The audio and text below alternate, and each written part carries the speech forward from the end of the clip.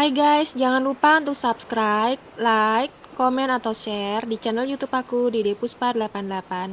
See ya, assalamualaikum. Gift from the people of Palestine to someone who came in peace. Subhanallah. Bismillah. Sorry, it's just difficult with what's going on at the moment.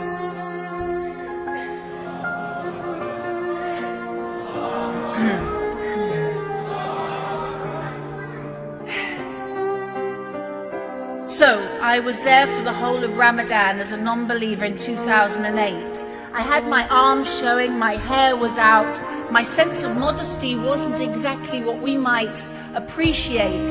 But did I hear haram, haram from the people in Gaza? Not once.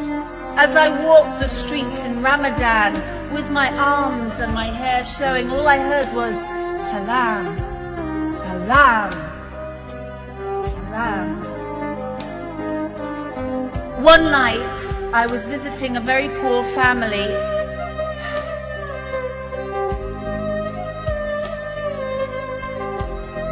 In a place called Rafah, which pretty much doesn't exist anymore.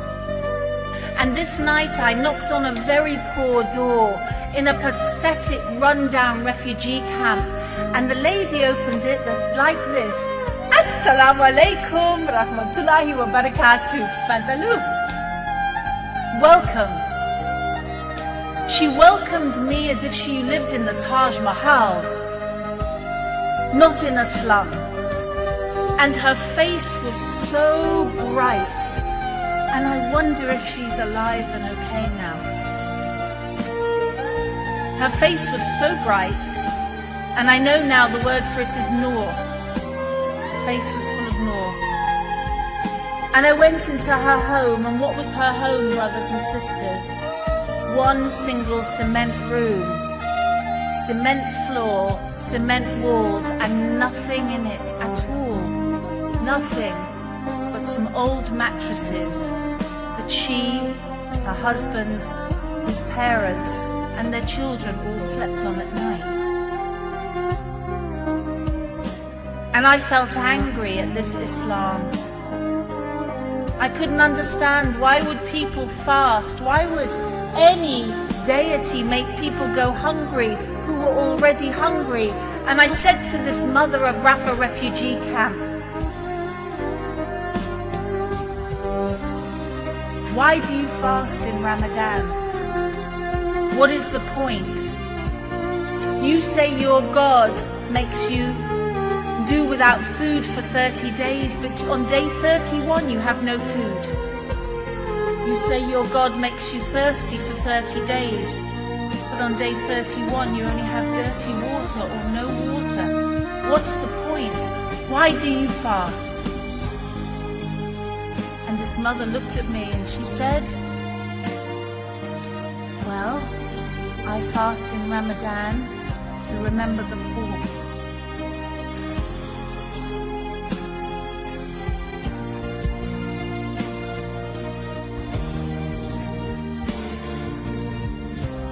She had nothing, and I couldn't understand it.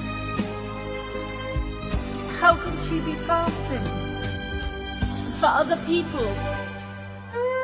How could she remember other people's poverty when she had nothing? And at that moment, a thought came into my mind, if this is Islam, I want to be Muslim.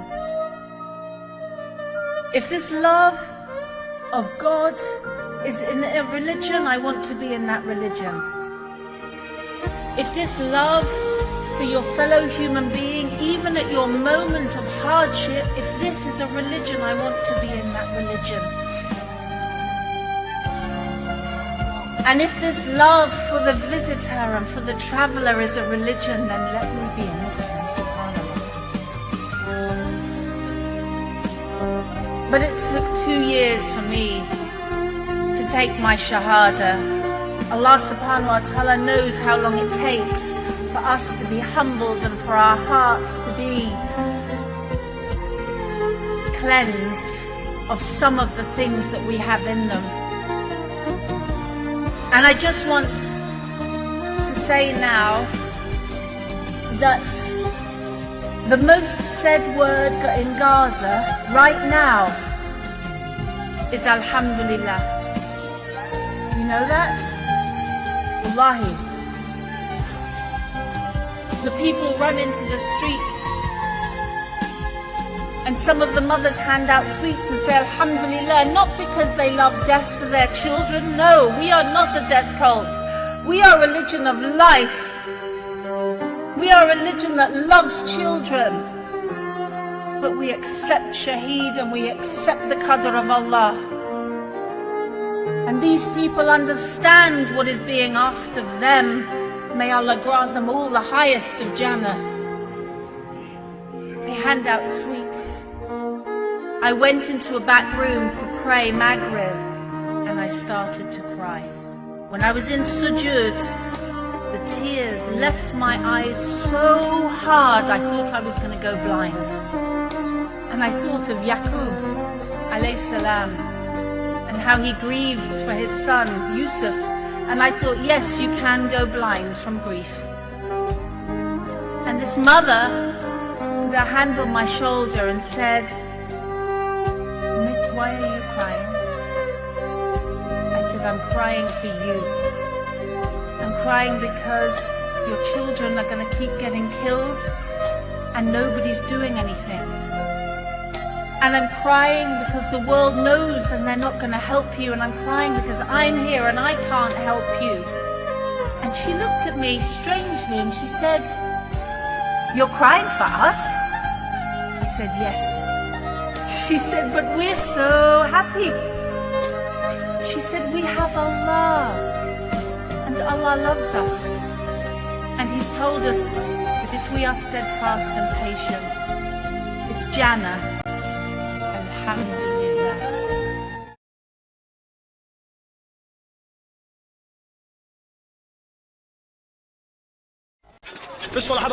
It's becoming a familiar scene in East Jerusalem.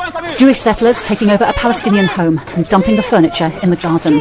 They've hired a private security firm to help them, and the Israeli police are standing guard.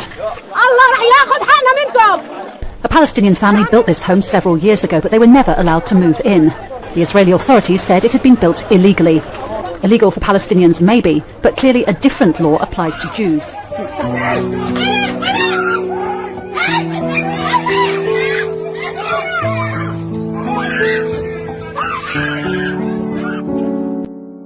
Teman-teman, kalian mungkin sadar kalau di media sosial lagi rame banget ngomongin Sheikh Jarrah. Pemimpin negara-negara di dunia, termasuk Pak Presiden Jokowi, angkat suara tentang isu ini. Tapi, apa sih sebenarnya yang terjadi? Ini dia 5 fakta penting tentang Sheikh Jarrah yang harus banget kamu ketahui. Fakta nomor 1. Jadi, Sheikh Jarrah adalah suatu pemukiman, kayak kompleks perumahan. Nah, pemukiman ini ada di kawasan pendudukan Yerusalem Timur. Apa sih maksudnya pendudukan?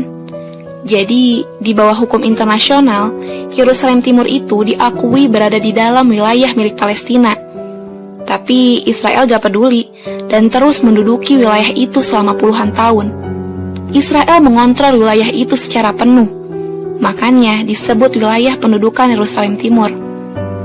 Padahal, kalau kita taat hukum internasional, pemukiman Yerusalem Timur dan Sheikh Jarrah harusnya merupakan tanah Palestina. Fakta nomor 2, organisasi pemukiman ilegal Israel. Jadi, di Israel ada yang namanya organisasi pemukiman ilegal yang di-backing oleh pemerintah dan tentara Israel. Warga Israel yang tergabung dengan organisasi ini merebut rumah-rumah Palestina di Sheikh Jarrah. Padahal, warga Palestina sudah tinggal di Sheikh Jarrah sejak lama. Kok bisa warga Israel tiba-tiba datang dan mengusir warga Palestina? Ya karena ada tentara-tentara Israel yang melindungi mereka. Oke, intinya ada warga Palestina yang tinggal di rumah pribadi di atas tanah mereka sendiri. Lalu ada warga Israel yang tiba-tiba datang merebut rumah-rumah mereka dan tidak mau pergi. Kalau warga Palestina tidak pergi, dan malah melawan, tentara Israel akan memaksa mereka keluar dengan kekerasan. Fakta nomor 3, Pengadilan Tinggi Israel. Gara-gara organisasi pemukiman Israel ini yang mengklaim Sheikh Jarrah milik mereka, Pengadilan Tinggi Israel pun memutuskan bahwa ada 6 keluarga Palestina di Sheikh Jarrah yang harus meninggalkan rumah mereka pada bulan Mei ini. Lalu ada 7 keluarga lainnya yang juga harus pergi pada Agustus. Para keluarga ini sudah mengikuti proses hukum untuk berjuang mempertahankan rumah mereka. Mereka mengajukan banding ke pengadilan Israel untuk membatalkan pengusiran paksa itu. Tapi, kalau dilihat dari track record pengadilan Israel, kemungkinan besar banding itu bakal ditolak dan warga Israel tetap diperbolehkan untuk merebut rumah mereka. Kenapa begitu? Karena Israel sudah lama merebut rumah Palestina di Sheikh Jarrah. Pada tahun 2009 saja, ada 67 warga Palestina yang diusir dari Sheikh Jarrah. Sejak itu, organisasi pemukiman Israel telah menyatakan berencana mengusir seluruh warga Palestina di wilayah itu. Fakta nomor 4, kondisi terkini di Sheikh Jarrah. Beberapa hari yang lalu, ada ratusan warga Palestina yang memprotes pengusiran 6 keluarga ini. Mereka berdemo secara damai di jalanan Sheikh Jarrah. Demonya pun tanpa kekerasan. Mereka cuma meneriakkan yel-yel, bukber Ramadan, dan sholat berjamaah. Tapi aksi ini ternyata bikin warga Israel yang menduduki rumah Palestina itu kesal. Akhirnya datanglah tentara Israel, seperti biasanya, untuk menghalau aksi demo ini. Mereka datang dengan alat lengkap, memakai senjata, dan menembakkan air kimiawi yang mirip air comberan kepada para demonstran. Banyak orang ditangkap, dan banyak rumah yang didobrak. Fakta nomor 5, keterlibatan Amerika. Apa sih peran Amerika dalam kasus ini? Amerika ngasih bantuan dana 3,8 miliar dolar per tahun ke Israel. Dan uang itu digunakan Israel untuk menindas orang-orang tak bersalah. Warga Palestina hampir tidak punya hak apapun di bawah sistem yudisial Israel. Ini adalah bentuk rasisme sistemik, kolonialisme, pembersihan etnis, apartheid, perebutan dan penjajahan, serta pembunuhan. Baru beberapa hari yang lalu, seorang anak Palestina berumur 16 tahun di Nablus ditembak mati oleh tentara Israel pada minggu ini. Pokoknya hampir semua kejahatan ini didanai oleh Amerika. Nah, itulah inti apa yang terjadi di Sheikh Jarrah dan kenapa orang-orang banyak angkat bicara. Karena ada 6 keluarga Palestina di Sheikh Jarrah yang terancam diusir dari rumah mereka sendiri oleh warga Israel yang di-backing sama tentara mereka sendiri.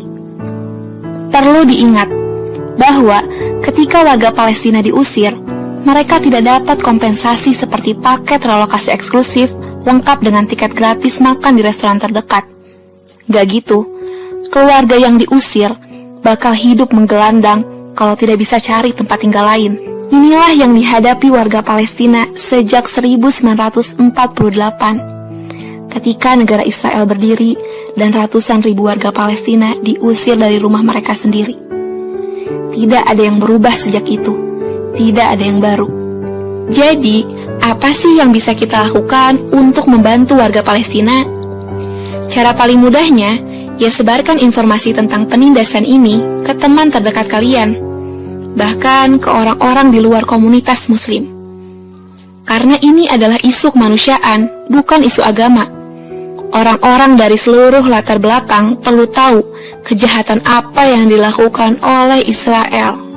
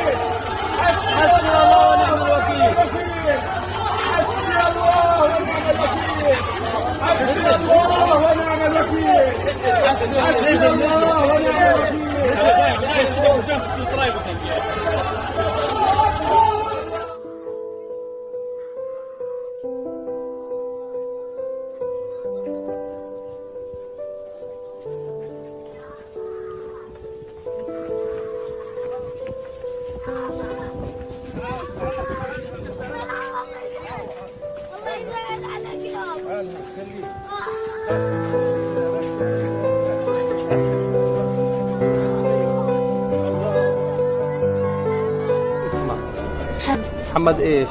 محمد إياد. محمد شو اللي صار معك اليوم؟ احكي للناس شو اللي صار معك اليوم؟ جيت رايح على فجأة. ونفسك تفوت؟